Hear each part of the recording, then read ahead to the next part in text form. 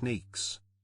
Before you start cooking, or letting your kids cook, make sure that everyone is aware of proper knife cutting techniques and also proper knife handling. Always store your knife's blade side away from you, especially on a magnetic holder, surface, or in a drawer.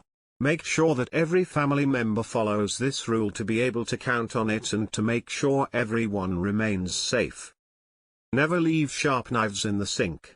My family rule is to always clean them right after using, and if there is no time to do so, they need to be placed in a visual place with the blade pointing towards the wall.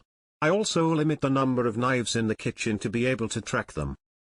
When cleaned, knives need to dry on flat surface and blades need to be pointed towards the wall during the drying as well. They should never be put on a dryer rack. Keep your knives sharp. It may surprise you, but a dull knife can slip and have an increased chance of causing injury. Sharp knives will perform just as you'd like, and that way you avoid accidents. Make sure that your cutting board is stable and not moving during cutting. You can put damp kitchen towel under the cutting board to make the cutting board more stable. Hold your knife properly. The hand which is holding the knife will be referred to as the knife hand.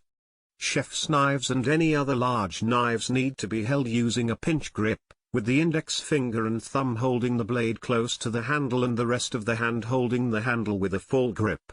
Holding your knife this way will allow you to have full control over the knife and will prevent slipping from side to side.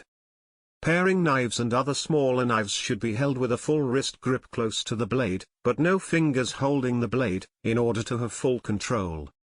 The hand which doesn't hold the knife is often holding and leading the object that is being cut. This will be referred to as the leading hand.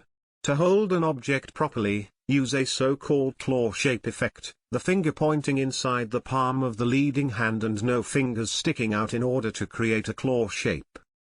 A common mistake is an incorrect interpretation of this method, which is to hold the object with your thumb sticking out of the claw.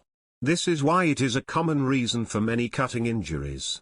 By strictly having all fingers without exception in a claw shape, you will prevent the majority of potential cutting injuries. Cutting techniques. There are multiple cutting techniques that allow you to cut food into desired shapes, such as slices, dices, etc. What all proper knife cutting techniques have in common is that they are safe and effective. Cutting techniques can be combined during cutting or used separately. Here is demo video the various types of cutting techniques.